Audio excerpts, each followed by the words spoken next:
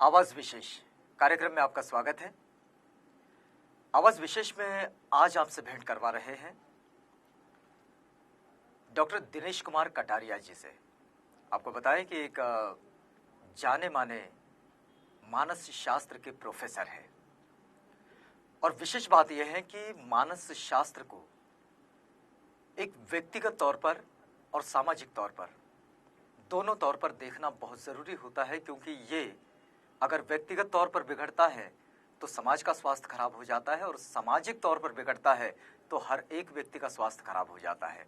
और ये बात को बहुत विस्तार से जानेंगे और समझेंगे डॉक्टर कटारिया जी से। डॉक्टर कटारिया जी, आप कार्यक्रम में आए, आपका बहुत स्वागत है। और बात यहाँ से शुरू करते हैं कि मानस शास्त्र को आप पढ़ाते हैं और लोग मानस शास्त्र को अलग अलग तरह से विशद भी करते हैं।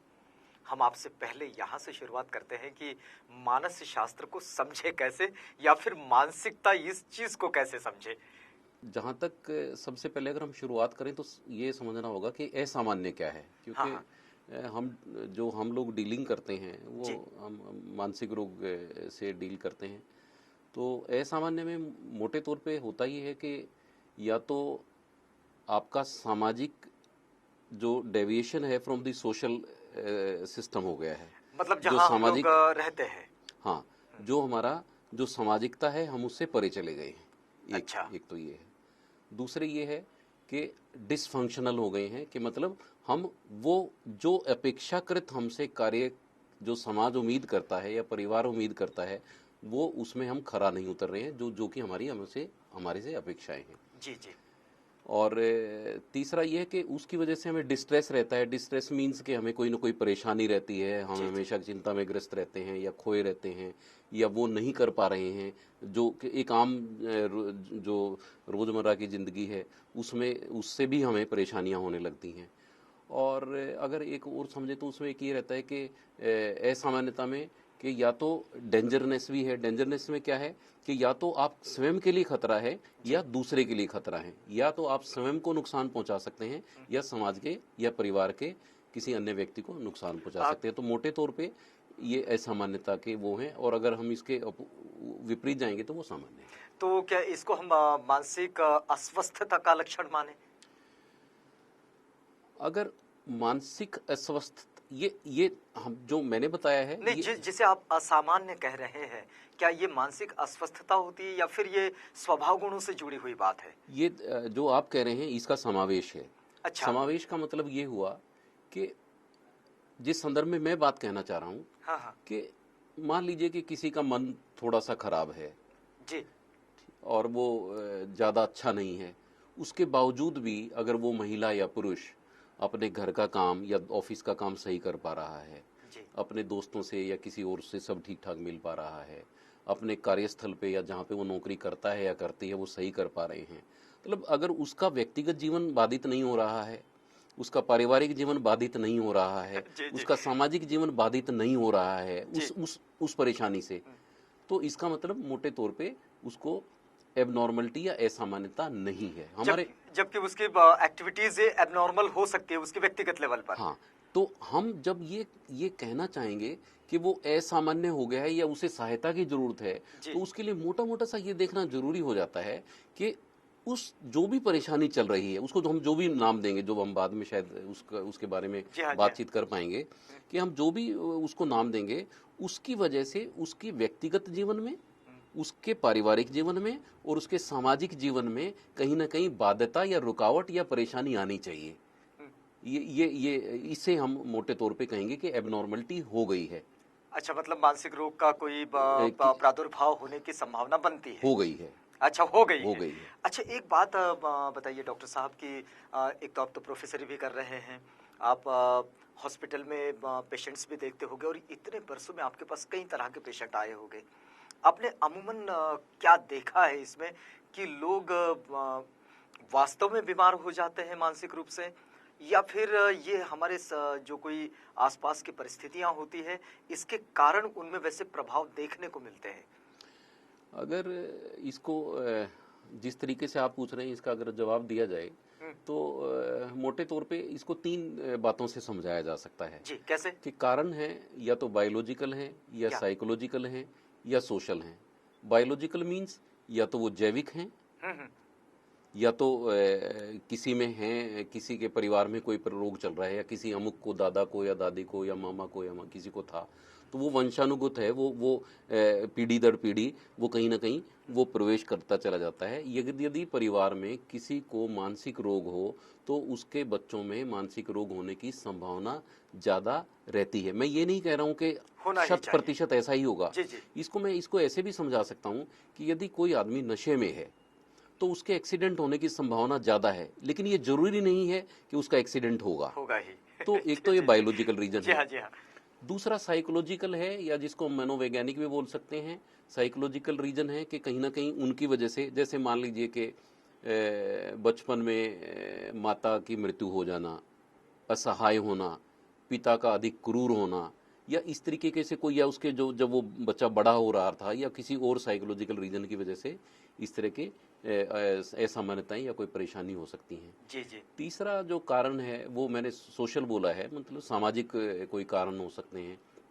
सामाजिक कारण का मतलब है कि मान लीजिए कि कोई चोरी का आरोप लग गया है, जी। या मान लीजिए कि नौकरी चली गई है, या मान लीजिए कि परिवार के किसी सदस्य की मृत्यु हो गई है।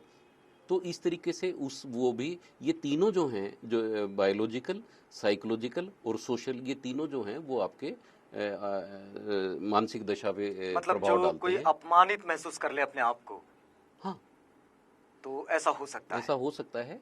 इसमें कोई वो नहीं है, वो संभव है बेसिकली कि कोई भी नॉर्मल, जब जो शुरुआत जो आपने की थी वो नॉर्मल क्या है, सामान्य वही है जो कि रोज के जो व्यवस्था है हमारी व्यक्तिगत जीवन में, पारिवारिक जीवन में, सामाजिक जीवन में, या कार्यस्थल वाले जीवन में, अगर इसमें वो सामंजस्य बिठा पाए।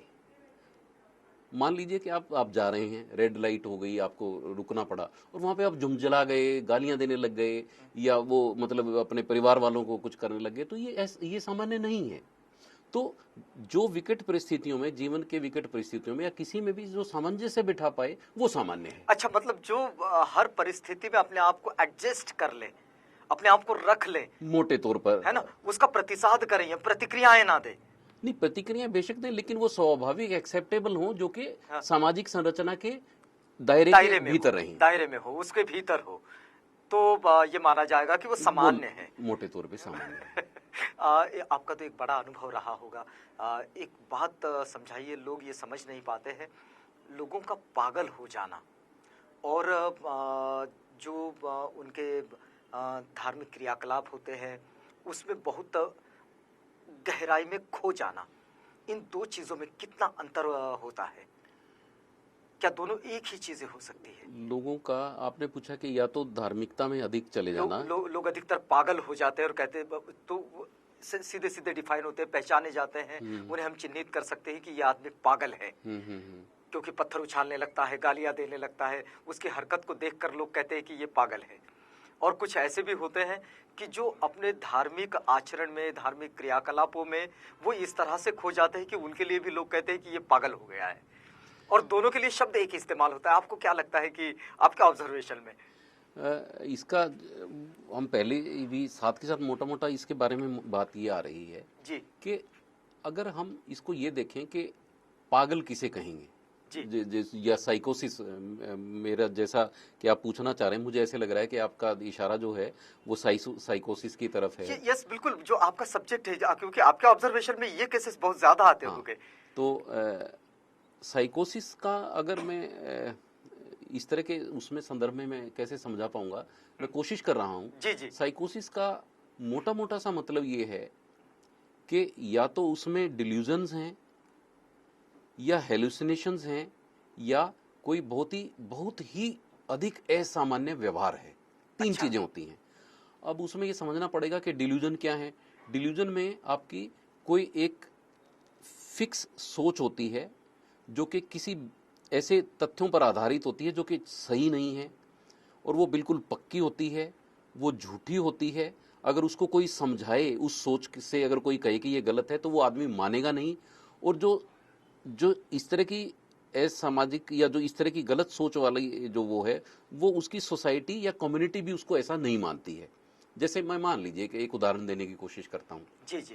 कि मुझे अगर ऐसा लगे कि आप मुझे मारना चाह रहे हैं हम्म, और ये पक्का है कि आप मुझे मारेंगे, ठीक है, ये मेरी अपनी सोच हो गई है, और मैं उसके कि मेरी ये सोच है कि आप मुझे मार सकते हैं, तो अगर आपके हाथ में माइक दिखाई पड़े या कुछ और दिखाई पड़े तो मुझे लगेगा कि ये मुझे मारने आ रहे हैं, उससे पहले ही मैं ईंट उठा के मार दूं। तो इसका मतलब क्या हुआ कि मुझे ऐसे लगता है ये मेरी पक्की सोच है कि आप मुझे मारना चाहते हैं। बिल्कुल। वो जो एक मन बन गया है। मन बन गया है, मन में एक ऐसी धारणा आ गई है। लेकिन अगर आप मुझसे, आपके कोई सहयोगी मुझसे पूछें कि डॉक्टर साहब आप ये बताएं कि आपको कैसे लगा कि ये मारेंगे, आप मुझसे पहली बार मिले हैं, हम आपस में एक दूसरे का कोई नुकसान नहीं किया है, आपने कभी भी मेरा या आपका कोई विरोध नहीं है, किसी प्रॉपर्टी पे कब्जा नहीं किया है, मैंने आपका कोई नुकसान नहीं किया है, जी जी इस जी। तरह कुछ नहीं है, फिर भी मेरे मन में ये धारणा है कि अमुक व्यक्ति, ये डॉक्टर साहब जो है मेरा नुकसान करेंगे, और कोई मुझे समझा रहा है कि नहीं ये तो बहुत ही शरीफ आदमी है, ये बहुत ही मन से किसी का नुकसान करने वाले नहीं हैं, आज तक इन्होंने किसी का नुकसान भी नहीं किया है, कभी थाने तहसील में या कोर्ट कचहरी के चक्कर में भी नहीं गए, लेकिन फिर भी मेरा पक्का विश्वास है कि नहीं ये मेरा नुकसान करेंगे और मुझे इनसे डर लगता है या मैं इन पे अटैक करूंगा। तो जी। कोई मुझसे पूछे तो वो जो कोई मुझे समझा रहा है कि तो ऐसे आदमी में वो उससे सहमत नहीं हूं, फिर पूछेंगे अच्छा जी आपने कैसे अंदाजा लगा लिया कि ये तो आपको मारेंगे, तो मेरे मन में कोई ना कोई ऐसी धारणा होगी जिसका कोई एक सतह नहीं है। जैसे मान लीजिए कि मैं ये कहूं कि आपके वो जो है, आपने यहाँ पे एक माइक लगा रखा है और एक यहाँ पे आपके एक काला बटन है, इससे मैंने अंदाजा लगा लिया कि आप मुझे नुकसान करेंगे। अब माइक लगा ले या कोई किसी के यहाँ काला बटन हो, इसका ये मतलब तो नहीं है कि कोई किसी का नुकसान कर देगा, जी जी लेकिन जी। ये मेरा पक्का विश्वास है। लेकिन ये धारणा बन गई है। हाँ, तो ये पक्की असामान्यता है, इसको हम डिल्यूजन बोलते हैं, डिल्यूजन ऑफ परसिक्यूशन, के कोई जी किसी जी। का नुकसान करना चाहता है। हाँ हाँ। इसी तरीके से एक डिल्यूजन ऑफ ग्रैंडियोसिटी है कि कोई बहुत बड़े बड़े विचार रखता है, मैं तो ये कर दूंगा, मैं उसको जानता हूं, मैं उससे मिलवा दूंगा, मैं तुम्हारा ये काम करवा दूंगा, जबकि उसका उसका वो जो दशा है वो ऐसी नहीं है। ये डिल्यूजन ऑफ ग्रैंडियोसिटी है। तो कई बार उस डिल्यूजन ऑफ ग्रैंडियोसिटी में जो कि मैनिक स्टेट रहती है, उसमें बहुत से लोग धार्मिकता में भी ज्यादा बह जाते हैं। अच्छा, ठीक है, तो क्या इसे मतलब मानसिक व्यवस्था की कोई खामी माना जाए इसे तो या मानसिक फिर तार्किक शक्ति की कमी माना जाए? नहीं, तार्किक की नहीं। हाँ। मैं एक बात बताना, आपने बिल्कुल सही सवाल उठाया है। हाँ। जब मैं डिल्यूजन की बात कह रहा था तो उसमें एक ये भी बात था कि इस जो अ, जो मनोदशा है। डॉक्टर साहब, माफी चाहकर आपको यहाँ रोकूंगा, एक छोटा सा ब्रेक लेंगे और फिर इस बातचीत को आगे बढ़ाएंगे। मित्रों, ये बातचीत जो चल रही है डॉक्टर कटारिया जी से चल रही है, और डॉक्टर कटारिया सर ये प्रोफेसर है मानस शास्त्र के, और मानस शास्त्र की ये बात आप तक पहुंचा रहे हैं। एक छोटे से ब्रेक के लिए रुकते हैं और तुरंत लौटते हैं। देखिए, अगर हम साइकोसिस की बात करते हैं तो अगर धारणा बदल गई तो वो डिल्यूजन नहीं है, साइकोसिस नहीं है। नहीं, लेकिन क्या कोशिश की जा सकती है इसको बदलने हाँ। की?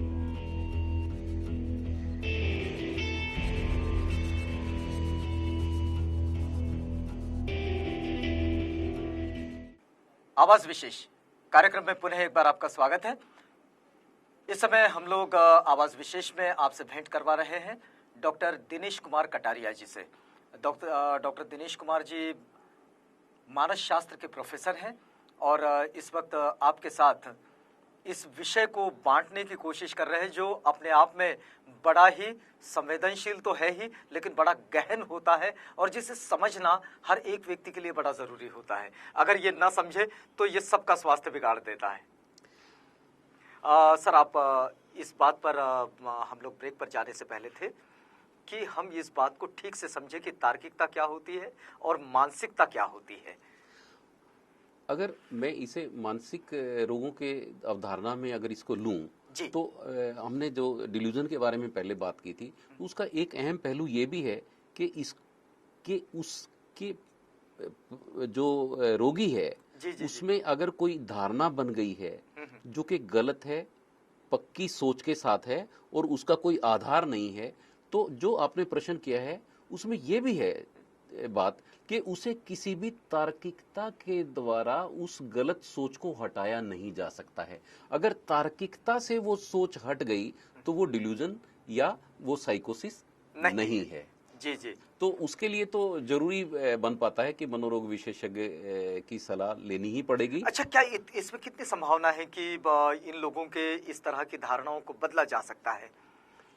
देखिए, अगर हम साइकोसिस की बात करते हैं तो अगर धारणा बदल गई तो वो डिल्यूजन नहीं है, साइकोसिस नहीं हाँ। है नहीं, मोटा लेकिन मोटा। क्या कोशिश की जा सकती है इसको बदलने हाँ, की? इसको जो साइकोलॉजिकल थेरेपीज के द्वारा और इस तरह के द्वारा इस तरह के वो हैं, सकारात्मक रिजल्ट आने की संभावना रहती है। लेकिन बहुत ज़्यादा इसको हम सकारात्मकता के साथ कह नहीं सकते हैं।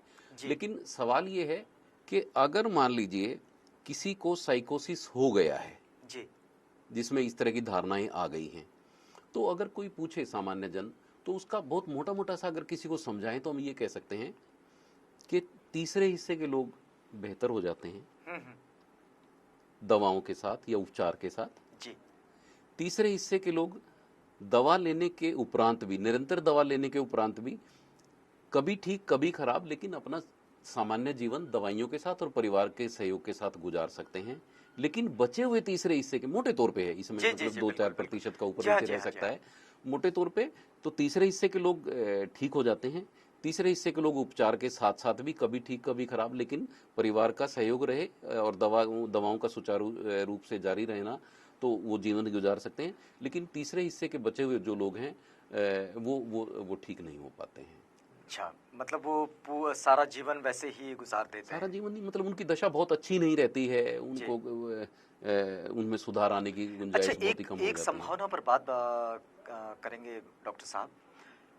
हमने जैसा कि ये धर्म की धारणाओं के संबंध में या फिर धर्म के पालन के संदर्भ में हम इस धारणा को देखते हैं, लेकिन बहुत से बच्चे जो कि स्कूलों में जाते हैं, कॉलेजेस में जाते हैं, पढ़ते हैं, इन बच्चों में भी कुछ धारणाएं होती हैं और इन धारणाओं से बहुत ज़्यादा स्ट्रेस में आ जाते हैं ये लोग। तो ऐसी स्थिति को आप कैसे समझते हैं? क्योंकि इनमें तो बहुत ज़्यादा संभावना होनी चाहिए इनके बदलाव की, क्योंकि इनके धारणाओं को तोड़ने की तो कोई स्थिति बनती होगी। देखिए क्योंकि कई बच्चों को ऐसा लगता है कि भाई वो फलां सब्जेक्ट को समझ ही नहीं सकता। कई बच्चों को ऐसा होता है कि ये सब्जेक्ट मेरे बस के बाहर की बात है।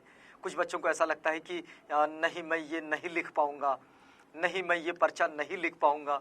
ये जो स्थिति बनती है, ये क्या होता है ये? हाँ, इसके बहुत से जवाब हो सकते हैं, लेकिन एक जो मानसिक विशेषज्ञ के हिसाब से अगर मैं बता पाऊँ या जी समझाने की कोशिश करूँ, तो हो क्या रहा है या होता भी यही है कि हम सभी लोग एक समान नहीं हैं। ये बिल्कुल स्पष्ट है। बिल्कुल, इसमें तो कोई ठीक है दो ना? मत नहीं। तो अगर हम शारीरिक रूप से देखें तो किसी का कद बड़ा है, किसी का रंग थोड़ा सा साफ है, किसी का रंग थोड़ा सा गहरा है। नहीं, ये तो बड़ी ठीक है सामान्य ना? बात है ये कि तो जिनके पास दो आंखें हैं, एक नाक है, होंठ है, चेहरा है, लेकिन किसी का चेहरा एक सा हाँ, नहीं है। उसके बावजूद भी विभिन्नताएं हैं, ये विभिन्नता है, शारीरिक बिल्कुल तौर पे बिल्कुल, आ गई। निश्चित रूप से। लेकिन इसी तरीके से अगर मानसिकता की तरफ अगर हम जाएं, तो जी मानसिकता में भी एक तो बुद्धि की बात है कि हर एक आदमी में उतनी समझ, जी उतनी बुद्धि, जी हाँ, उतनी नॉलेज नहीं है जितनी कि दूसरे को है। बिल्कुल बिल्कुल। ठीक है, लेकिन वो पढ़ते तो उसी कक्षा में हैं, हाँ हाँ। उनका एग्जाम भी वही हो रहता है, उनके टीचर भी वही रहते हैं। जी तो सवाल ये है कि अगर हम मानसिक स्तर पर देखें तो एक तो बुद्धि सबकी अलग अलग है, सबकी अंडरस्टैंडिंग अलग है। सबकी, हाँ, सबकी नॉलेज अलग अलग है। या अगर इसको थोड़ा सा और भी अगर हम वो करें तो सबका इंटेलिजेंट क्वोशंट जो है, समझ पाने की जी हाँ, जी हाँ, क्षमता, जी या हाँ, वो सबकी अलग अलग है। बिल्कुल बिल्कुल। ठीक है, तो और ये हम इस तरह भी कह सकते हैं कि भाई अगर मान लीजिए कि अलग अलग गिलास हैं तो गिलास जिसमें कि हम पानी जी डालते हैं या जी कुछ हाँ, दूध डाल सकते हैं, लेकिन सबकी कैपेसिटी जो है अलग अलग है। अलग अलग किसी है। में 300 ml पानी आ सकता है या दूध आ सकता है, किसी में 350 आ सकता है। जी हाँ। तो इसी तरीके से सबके साथ है कि उसमें कितनी बुद्धि है, कितनी समझने की क्षमता है और कितना व्यवहारिक क्षमता है, ये बुद्धि है हमारी। जी और दूसरी ये है कि हमारी पर्सनैलिटी है, जो हमारा के जिस तरह के व्यक्तित्व है, हर आदमी का अलग अलग व्यक्तित्व है, वो अलग अलग मॉडल की तरह है। जिस तरह की गाड़ियां अलग अलग हैं, किसी का 796 सीसी का इंजन है, किसी का 1000 सीसी का इंजन है, किसी में पावर स्टीयरिंग है, जी जी किसी में नहीं है, किसी में पावर विंडो है। इसी तरीके से जो मनुष्य की जो वो पर्सनैलिटी है, वो भी अलग अलग है। तो ये जो पर्सनैलिटी जो है जो और साथ में जो बुद्धि है, ये सबका अलग अलग है। तो हम कर क्या रहे हैं, जो आपका सवाल था वो उसका जवाब ये है जी। कि अलग अलग सोच है जी हाँ, समझ अलग अलग है। और अलग अलग उनकी पर्सनैलिटी है, जी। लेकिन डीलिंग एक समूह में हो रही है और वो एक सी हो रही है। और हमारी अपेक्षाएं भी उनसे एक सी हैं। जी जी। अब जैसे मान लीजिए कोई कम बुद्धि का है, हम्म। अब उसको अगर उस एग्जाम में रखेंगे जिसमें कि वो तीव्र बुद्धि वाला या 110 जी जी। आईक्यू वाला है या हाँ। 120 वाला है, तो उसके उसके हम और हमेशा कंपैरिजन कर रहे हैं, उसके इतने नंबर आ गए हैं, तुम्हारे इतने आ गए हैं, वो तो इतनी जल्दी समझ जाता है, तुम उतना समझ नहीं पाते हो, तुम उस व्यवस्था में तुम बहुत अच्छा नहीं कर पाते हो, जबकि उसने तो बहुत अच्छा किया। कई लोग शर्मीले हैं, जी कई जी। लोग भीड़ में ज्यादा अच्छे तरीके से बोल पाते हैं, जी हाँ। कई लोग सामना कर लेते हैं, कई लोग पीछे रह जाते हैं। तो ये हमारे व्यक्तित्व की पर्सनैलिटी के हिस्से हैं, जो कि हर एक को समझना होगा कि हर आदमी अपने आप में एक अलग ही है और वो अलग तरीके से व्यवहार करेगा। नहीं, लेकिन इससे वो तनाव में आ जाते हैं, तो वो उस स्थिति को एक मानसिक विशेषज्ञ के तौर पर या फिर मानसशास्त्र के प्रोफेसर, एक अभ्यासक, एक उसके चिंतक के तौर पर आप उसका विश्लेषण कैसे करेंगे? क्योंकि इस स्थिति से बच्चे तनाव में भी आ जाते हैं। देखिए, हम जो हमारी जो शुरुआत हो रही है, जीवन की शुरुआत हो रही जी है, वो घर से शुरुआत हो रही जी है हाँ। ना। हम डे 1 पे या पहले दिन या दूसरे दिन तो स्कूल में नहीं भेजने लगते हैं। जी हाँ। तो पहला जो अध्यापक है या जो अध्यापिका है या जहाँ से हमने सीखना शुरू किया है, वो परिवार से सीखना शुरू किया है। आपके परिवार में किसी तनाव को या किसी स्ट्रेस को कैसे लिया जा रहा था, जैसे जो भी आप मान लीजिए कि आप घर में हिंदी बोल रहे थे या मराठी बोल रहे थे या इंग्लिश बोल रहे थे, वो भी तो बच्चा सीख रहा है। जी बिल्कुल। आप जैसा जैसा कर रहे हैं वैसी तरीके से बच्चा करना सीख रहा है। तो एक तो ये है कि पारिवारिक स्तर पे ही हम अपने तनाव से कैसे मुक्ति पाते हैं या उससे कैसे एडजस्टमेंट करते हैं या किसी भी परिस्थिति से हम कैसे निपटते हैं, ये हम सबसे पहले हमारी पाठशाला घर पे ही है। अब हम घर वालों को तो नहीं बदल सकते, चाहे वो गलत निपट रहे थे या ठीक निपट रहे थे। जैसा बच्चा जिस घर में जैसा जैसा मोटा मोटा वैसा वैसा वो भी समझने लग जाएगा। मतलब वो जिस वातावरण के साथ आगे बढ़ रहा हाँ, है, तो जिस सराउंडिंग के साथ आगे बढ़ रहा है, वो वैसा ही बनता चला जाता है। वैसी वैसी उसके साथ होती रहेगी। वो उसकी जो समझ है वो इसी तरह बढ़ेगी। और मान लीजिए कि वो जब व्यवस्था में स्कूल में आएगा, अगर स्कूल में भी अगर उसके जो मित्र हैं या सहयोगी हैं, अगर उनका सिस्टम क्या है आपस में बातचीत करने का, किसी समस्या से निपटने का, अध्यापकों का उस बच्चे के प्रति क्या व्यवहार है, स्कूल से जब वो घर में आता है तो उस समय वो कैसा हो रहा है, जी जी या जी। फिर जब बड़ा होके वो किसी कार्यस्थल पे जा रहा है, आजकल बच्चे पढ़ भी रहे हैं, काम भी करने लग गए हैं, जी हाँ जी हाँ। दशाएं चेंज हो रही हैं। बिल्कुल। तो काम के व्यवहार में उसको किस तरीके से स्ट्रेस को या तनाव को एडजस्ट किया जाता है, तो सारी चीजें हम अपनी बुद्धि, अपने व्यक्तित्व के साथ सामाजिक रूप से सीख रहे हैं। हम इसको दोबारा फिर मैं समझा सकता हूं कि हमारे पास 3 चीजें थी। बायोलॉजिकल, एक तो जैविक हम कैसे थे, ये तो इस पे तो कोई जोर नहीं है, जैसा माँ बाप बिल्कुल के से बिल्कुल। हम ऐसे आए। फिर साइकोलॉजिकल रीजंस हैं हमारे, कि हमने कैसा सीखा, कैसा हमारा व्यक्तित्व बना, किस तरीके से हम डेवलप हुए। जी जी फिर सोशल भी है। जी। तो मोटे तौर पे तीनों ही कारण भी हमारी जो मानसिक परेशानियां उनके बायोलॉजिकल, साइकोलॉजिकल और सोशल हैं। उनके निवारण या जो उनको आगे चलाने वाले फैक्टर हैं वो भी वही हैं, वो भी बायोलॉजिकल है, सोशल है और सोशल हैं। ठीक है। और अगर हम निवारण की बात करें, जी अगर मैं इसको थोड़ा सा वहीं पे लाना चाहूं, जी हाँ जी अगर हाँ। हम निवारण की बात करें तो भी हमारे बायोलॉजिकल, साइकोलॉजिकल और सोशल हैं। जैसे बायोलॉजिकल मींस कि जैविक सिस्टम से या जिस तरीके से हमें खानदान में हमें आते हैं, तो उसकी वजह से हमारे दिमाग में कुछ रासायनिक हैं, कुछ सिस्टम हैं, जी जी वो रसायन हैं, उनमें कुछ ऊपर ऊंच नीच हो जाती है, तो उनको व्यवस्थित करने के लिए दवाओं का प्रयोग करना पड़ता है। जी साइकोलॉजिकल मींस कि हमें कोई ना कोई साइकोलॉजिकल थेरेपी या साइकोलॉजिकल सपोर्ट के साथ उसको सहारा देना पड़ता है। सामाजिक, सोशल मींस कोई ना कोई उसको सोशल सपोर्ट करना है, सामाजिक रूप से उसको सहारा देना है।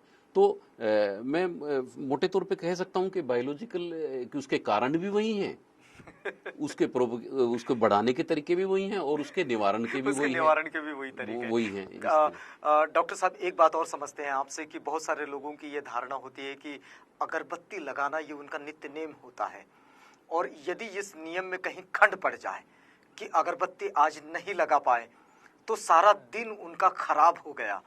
ये उनकी जो समझ है, और इसके कारण वो बीमार भी होते हैं, अस्वस्थ भी हो जाते हैं। वो उनके मतलब जो फिजिकल चेंजेस जो है वो भी उनमें मिलते हैं, बायोलॉजिकल चेंजेस मिलते हैं। तो ऐसी स्थिति को हम मानस शास्त्र की दृष्टि में कैसे विश्लेषित करेंगे, आपका इसको कैसे समझेंगे? आपका सवाल थोड़ा सा मुश्किल है, लेकिन मैं जी कोशिश करूंगा कि इसका एक एक्सेप्टेबल आंसर दे पाऊं। जी जी। कि मान लीजिए कि कुछ लोग ऐसे हैं जो कि सभी चीजें करीने से करते हैं, व्यवस्था के साथ करते हैं, और हर एक चीज अपने नपेतुले अंदाज में करते हैं। बिल्कुल। और वो कभी नहीं चाहते कि उनकी व्यवस्था में, उनके जो करीने से करने में उनकी उसमें कोई कमी आए। बिल्कुल बिल्कुल। ठीक है।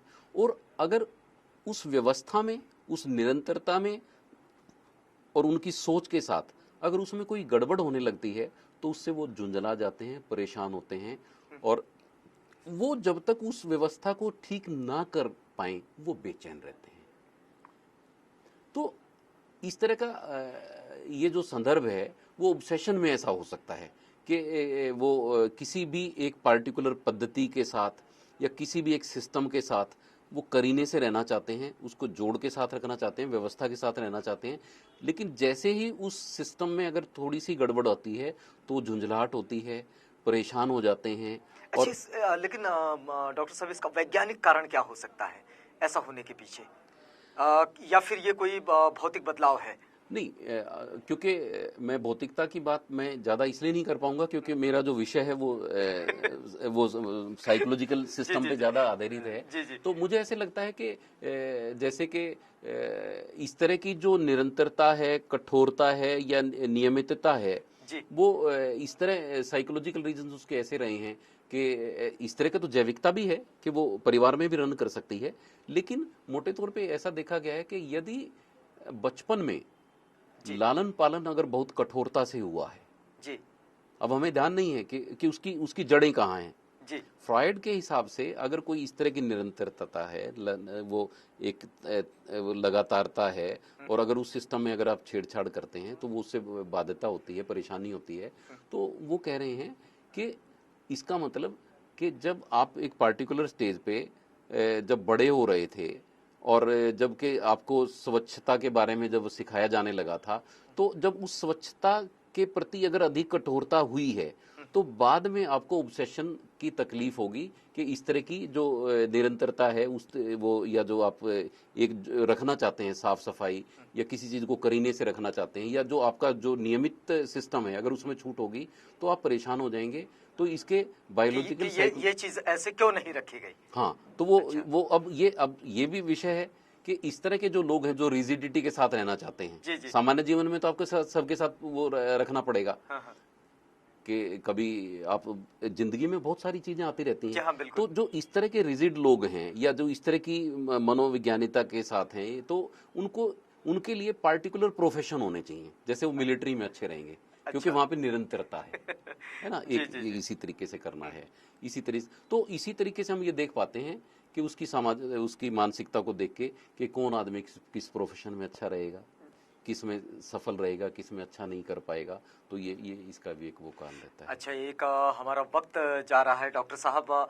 आपसे एक बड़े विषय को हम लोग बहुत संक्षेप में बांधने की कोशिश कर रहे थे। एक अंतिम टिप्पणी आपसे लेंगे कि इन सारी स्थितियों को जब हम लोग सामाजिक मानसिकता के तौर पर अगर देखते हैं, तो अमूमन सामाजिक मानसिकता का आप किस तरह से, क्योंकि समाज की भी एक सामान्य सोच होती है, इसको हम मानस शास्त्र में किस तरह से उसका अभ्यास करते हैं, या फिर उसको कैसे विश्लेषित करते हैं, कैसे समझते हैं उसे? इसका लगभग अगर मैं इसको कम शब्दों में, जैसा कि आपने कहा, अगर समझाने जी की जी कोशिश करूं तो कुछ ऐसा रहेगा कि जैसे अगर वीणा के तार हैं, अगर जी बहुत ढीले हैं जी। तो भी अच्छा संगीत नहीं हो पाएगा, हाँ हाँ। और अगर बहुत कसे हुए हैं तो भी नहीं हो पाएगा। और अगर हम इसको थोड़ा सा अगर इसको तो इसका मतलब ये निकल रहा है कि यदि मध्यम मार्ग रहे, जी जी जी। हम ना तो अति दोनों तरफ से बहुत ना रहे, मतलब किसी भी अति पर ना जाए। अति पर ना रहे, जो सामान्य जो है हमारे जो पारिवारिक जीवन है, हमारा जो सामाजिक जीवन है, हमारा जो कार्यस्थल का जीवन है उसमें सामान्यता बनाए रखें, सामंजस्यता बनाए रखें, बड़ों का सम्मान करें, छोटों के साथ स्नेह रखें, जो परिवार में या सामाजिकता रूप में जो ठीक हो रहा है उसको ग्रहण करें। तो मुझे लगता है कि जो मध्यम मार्ग है वो इसके वो लिए सामाजिक स्वास्थ्य को बरकरार रख सकता बरकरार है। में उचित सहायक है। मित्रों, ये जो बात डॉक्टर दिनेश कुमार कटारिया साहब के इस वक्तव्य से निकल कर आई है, जो तथागत बुद्ध के धम्म पदों के वचन से जुड़ जाती है, जिसमें ये कहा गया है, तथागत अपने पहले ही प्रवचन में कह देते हैं कि भिक्षुओं, तुम्हें किसी भी अति पर नहीं बल्कि उसके मध्य में जाना होगा, न तो काया क्लेश का जीवन और न ही काम भोग का जीवन। ये दोनों जीवन मनुष्य को परेशान कर सकते हैं और ये परेशानी मानसिक अस्वस्थता को जन्म देती है, जो हमारा व्यक्तिगत और सामाजिक दोनों जीवन खराब करने में कारण बन सकती है। हम इससे बचें। कटारिया साहब, आप हमारे साथ आए, हमसे बातचीत की, इस पूरी बातचीत के लिए आपका बहुत धन्यवाद। आपका भी बहुत बहुत धन्यवाद। मित्रों, बने रहिएगा आवाज इंडिया के साथ। आवाज विशेष में तो यहाँ पर रुकते हैं, लेकिन प्रोग्राम आगे भी जारी है।